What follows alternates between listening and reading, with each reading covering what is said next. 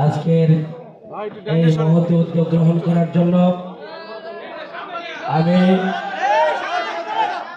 নির্বাচন কমিশনকে আমাদের প্রার্থীদের পক্ষ থেকে অভিনন্দন শুভেচ্ছা জানাচ্ছি।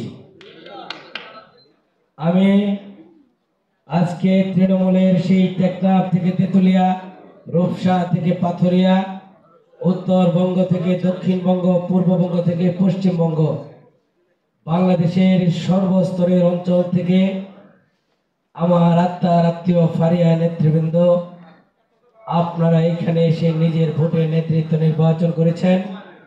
আপনাদের প্রতি প্রার্থীদের পক্ষ থেকে আমি হাবিবুর রহমান অভিনন্দন এবং কৃতজ্ঞতা জানাচ্ছি। প্রিয় উপস্থিতি, নেতৃত্ব মানেই একটি দায়িত্ব পালনের মাধ্যম। সংগঠনের জন্যই পদ, পদের জন্য সংগঠন নয়।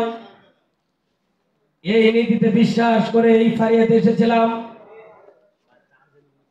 আমি এই ফারিয়ার ময়মনসিংহ বিভাগের সাধারণ সম্পাদক ছিলাম।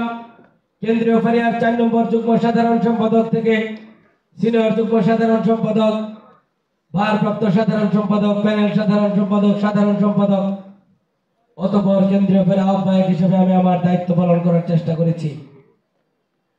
আপনারা জানেন, গত 6 মাস যাবৎ আমি রাস্তার মধ্যে, যেদিন আমার স্ত্রী অন্তঃসত্ত্বা সেদিন থেকে আমার রাস্তার মধ্যে, আজকে আমার একটানা রাস্তায় 6 মাস, আমার স্ত্রী 6 মাসের গর্ভবতী। আমি একটা জিনিস দেখেছি, এদেশের ওষুধ কোম্পানির প্রতিনিধিগণের ন্যায্য দাবি আদায় করার জন্য তৃণমূলকে সংগঠিত করার কোনো বিকল্প নেই। আমি আপনাদের শক্তি নিয়ে চেষ্টা করেছি। আজকে আপনাদের দাবিগুলো নিয়ে টপ ম্যানেজমেন্ট পার করে মালিকের টেবিল পর্যন্ত যেতে সক্ষম হয়েছি এই গত 6 মাসে। আপনারা বুকে হাত দিয়ে বলতে পারবেন না, একটি সমস্যার কথা আমাদের অবগত করেছেন, আমরা সেই সমস্যা সমাধানের চেষ্টা করি নাই। যেটা ন্যায্য সেটা শক্তি দিয়ে হোক, দক্ষতা দিয়ে হোক, যেভাবেই হোক আমরা আদায় করেছি।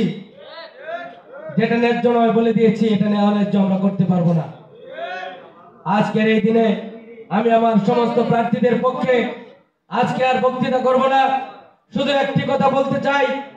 আপনারা মনে রাখবেন, আমরা আপনাদের ভোটে নির্বাচিত হয়েছি মানে আপনার পবিত্র আমানত আমাদের কাছে অক্ষুণ্ণ।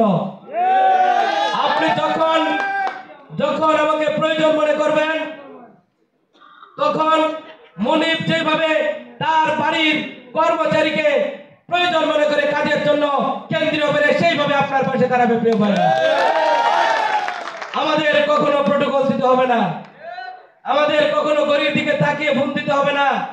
যেই সময় নেতা ফোন দিলে রাগ করবে, মাইন্ড করবে, কোন মনে আছে, আমাদের কোনো মোড নেই। আমাদের একটাই মোড, ওষুধ কোম্পানির প্রতিনিধির দাবি আদায় করা। আপনাদের কথা দিলাম, ওষুধ কোম্পানির প্রতিনিধিগণের ন্যায্য দাবির যে 22টি পয়েন্ট আমরা উল্লেখ করেছি, ইনশাআল্লাহ আমাদের সময়ে আমরা সেই 22টি পয়েন্ট আদায় করার সর্বোচ্চ চেষ্টা করব আপনাদের সাথে নিয়ে।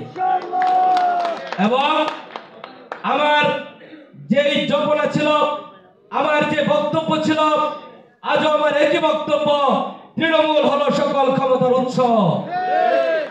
আগামী দিনে এইভাবে এরকম ভাড়া মজলিসে আপনারা আপনাদের যোগ্য নেতৃত্ব নির্বাচন করে নেবেন। আমার শেষ কথা, আমাদের যে সাংগঠনিক সম্পাদক পদে 2 জন প্রতিদ্বন্দ্বিতা করেছেন, 2 জনেই সাংগঠনিক সম্পাদক হবেন। ভোট হয়েছে যেহেতু এটি একটি ফর্মালিটি। আপনারা কি বুঝতে পেরেছেন? সভাপতি, সাধারণ সম্পাদক ভোট ঠিক আছে, যেহেতু সাংগঠনিক সম্পাদক 2 জন থাকবে। খুব হার্ড কন্টেস্ট হয়েছে। সোহাগ ভাই আমাদের অত্যন্ত সিনিয়র বড় ভাই, উনি কারো কাছে ভোট প্রার্থনা করে নাই, কিন্তু করিম নির্বাচনটা সিরিয়াস নিয়েছিল, সে সব জায়গায় যোগাযোগ করেছে, সে মনে করেছে এটা আমার একটা চ্যালেঞ্জ। ঠিক আছে, ধন্যবাদ। কিন্তু সোহাগ ভাই বাংলাদেশকে 2টা ভাগ করে, অর্ধেক ভাগ সোহাগ ভাই দায়িত্বে থাকবে, অর্ধেক ভাগ করিমের দায়িত্বে থাকবে। ঠিক আছে? আপনারা সবাই তৃণমূলের পাশে ছিলেন, তৃণমূলের পাশে আছেন, তৃণমূলের পাশে থাকবেন।